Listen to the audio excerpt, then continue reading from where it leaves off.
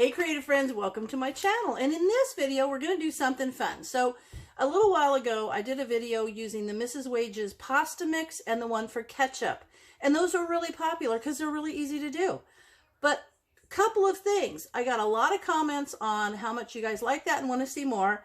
And I got a lot of comments on people who love the Mrs. Wage's salsa mixes. So I happen to have a regular salsa and a hot salsa. And I'm going to be canning those. But I'm going to be doing them the easy way because I just got my garden started. I am not overrun with tomatoes. So I got myself 2 big cans of the diced tomatoes. So, and of course, I'm going to be canning these and I'm going to be topping them with the Forjars lid because I love those. And remember, if you want Forjars lid, there's a little code down there in my description that gets you a discount. So check that out. But I'm going to be using the diced tomatoes, the Mrs. Wage's mix, and vinegar. That's all I need to make these 2 different flavors of salsa. Regular salsa and hot salsa. So let's get started.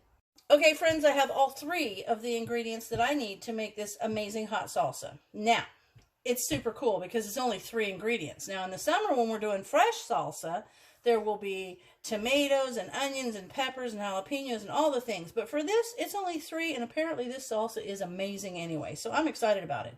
But on the ingredients in the back, the instructions have you use a certain amount of tomatoes. And I'll go over that in a minute because there's some math involved when you use a big can like this.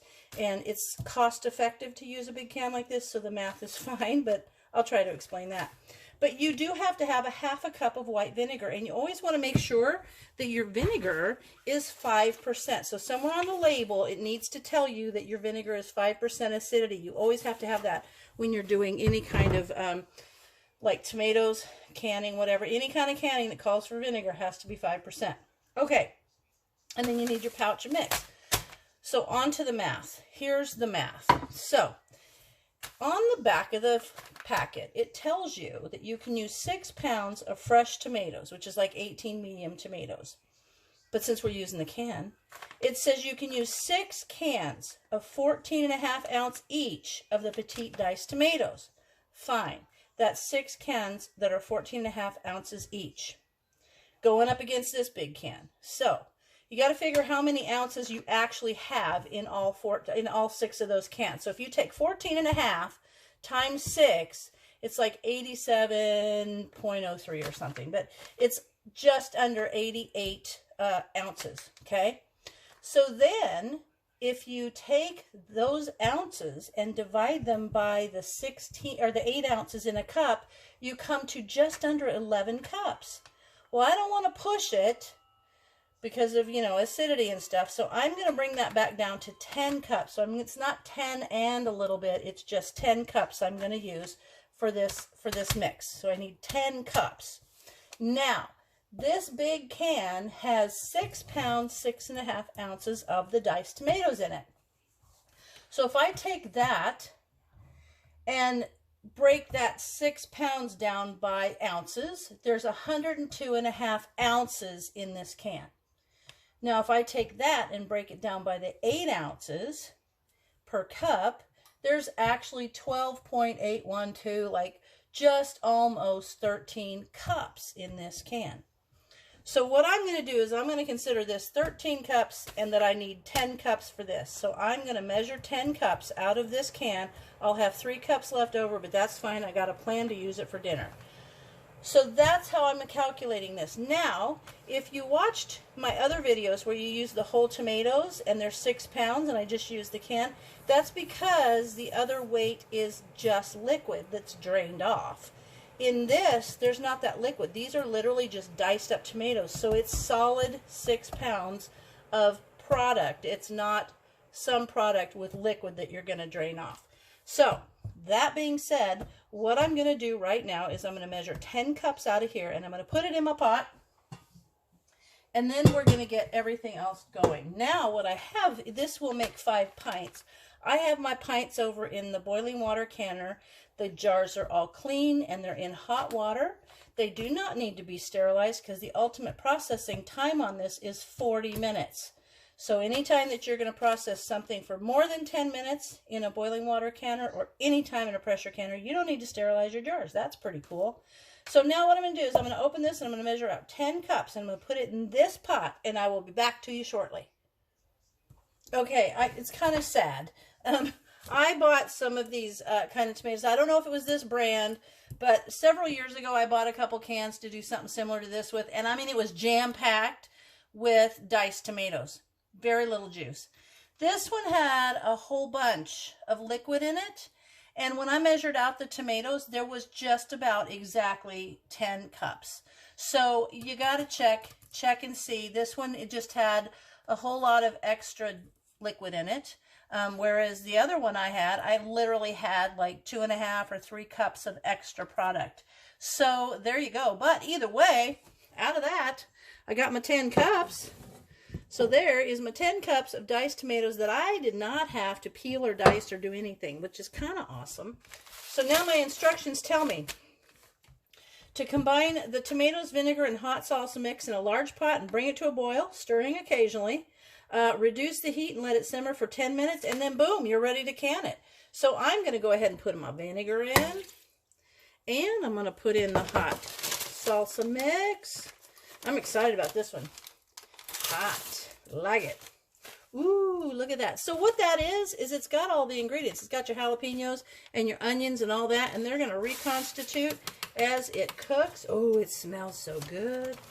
Okay, there I have it, all in there. Now, I'm just going to start mixing this around, and I'm going to get it over there on the stove, and I will bring it to a boil and let it simmer 10 minutes. So let me get it over there and get it to a boil, and then I'll bring you back. Okay, I'm getting all my things laid out for waiting for that to come to a boil.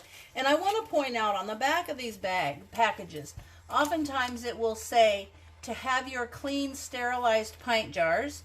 Sometimes a package will say prepared canning jars. And what that means is oftentimes when they have this, it's just kind of like a pre-printed thing, and they always go the extra, like be sure to put in there that they're sterilized when they don't need to be. If something processes in a boiling water canner for more than 10 minutes, the jar gets sterilized in the process.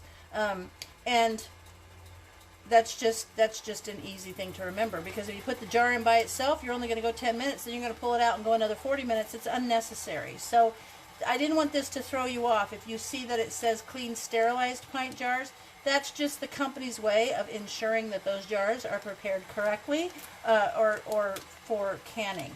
But it is an extra step that you don't need to worry about if you're going to go over 10 minutes in your boil water processing. Okay, this is starting to get hot, and here in just a couple minutes it'll probably start boiling. But I want to show you how good that looks with all of the ingredients in there that are kind of reconstituting in the liquid. This is going to be so good. So I'll get this to a boil, and then I will stir it occasionally. Well, I like to just keep stirring it because I hate to have anything scorched to the bottom of a pot. And it will go 10 minutes, and then we'll be ready to can it. All right, friends, it has been 10 minutes, and I want to show you. Look, it looks so good. I love it. And it's more, you know, there's like fresh salsa that's all chunky and stuff, and then there's like the other kind, like picante, I guess you'd call it. And it's more of the consistency of that, but it's perfect. Oh my gosh, I already sampled it. It's so good.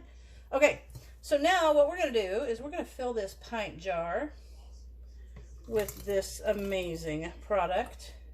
I'm so excited about this. And, oh, I forgot. I got to read. It says, is it 1 inch? I believe it's a 1/2 inch headspace. Good thing I checked. So I want to do a 1/2 inch headspace. And then, in order to make sure that that headspace stays accurate, we're going to debubble. And I'm going to debubble with that awesome little spatula that I got and did a giveaway on. So we're going to debubble that because it's got little chunks of stuff in there. Might need a little bit more to get it up to that 1/2 inch. And there's measuring things you can get to help you, but I've been doing this a long time, and I can tell you, I need a little spoon. Pretty much you can measure some things right there with the top of the rim of the jar. So the full thing is like 1 inch, and then right that middle section right under this little thread is like 1/2 inch. So it's kind of easy to guess where you're at when it comes to that. But there are measuring tools. I actually have one. I should go get it and use it. But now I'm going to wipe the edge of this. I'm going to make sure that's all debubbled after I messed with it. Now I'm going to wipe this off. I'm going to put that awesome Forjars lid on there. And I'll show you a new thing that I'm doing. Well, it's not totally new. It's semi-new. I'm going to get this screwed on there, and you're going to go just, whoo, that's hot. That's why you need a hot jar and a hot, when you got to have a hot jar when you've got like a hot ingredient. So I'm actually wiping the lid off, and I'm going to show you why. So I'm going to dry that off, and I'm going to get that right to where you go, and it just starts to get tight, and you back up a little. You need to have that so that the air can escape between those two rings. Now what I'm doing, I'm actually going to take a Sharpie, because I'm going to go, when this batch is done, and I'm going to go ahead and go do the other salsa. This is hot, and the other salsa is not, so I want to make sure, if I'm doing things that are like pasta, like I did pasta sauce with ketchup, and they're both red in a jar. So I'm going to go ahead and write hot salsa. It's okay. And today is May the 16th, 22. So that is ready to go in my canner, my boiling water canner. I'm going to go ahead and fill these jars up, and then I'll come back to you and tell you what I'm going to do next. Two things I want to tell you. I went and got my little tool, and I'm going to show you. This is a little tool that you can get. It has everything from 1 inch down to 1/4 of an inch. And so the 1/2 inch is right here, this middle. I mean, you can't see it, but there's a little 1/2 inch marker. And what you do is you just kind of set that there to see that your food is at the right height. So you can get these, and they're intended to be a debubbler as well. But it's just like, you'll see I won't use my lid lifter. I'll always do a separate debubbler, because it's nasty when you go debubble and then you have to turn it around, and it's either going to run down, or you got to wipe it off, or it's going to get on your hands somehow. So this is a tool you can get if you're not 100% sure or comfortable or accurate with your measuring. So just wanted to show you that. And part interesting is what I call part interesting. It's one of the reasons why it's such a good idea to always wipe the rims off. I had this jar filled, and I went to wipe my rim, and I found on this edge, I don't know if you can see, there's several little nicks right there, and I feel like that might have been banged against another jar or something, but that would have prevented the seal from sealing, and that's not why I'm canning. So, oh, by the way, if you don't want to can this, you can make it to freeze, or you can eat it right away. So pretty nifty stuff. I like these little Mrs. Wages, and their customer service is awesome, by the way. I love their, I had to call them about something, and I actually talked to them about the 10-cup measurement thing too. But they're really great. I love a good company.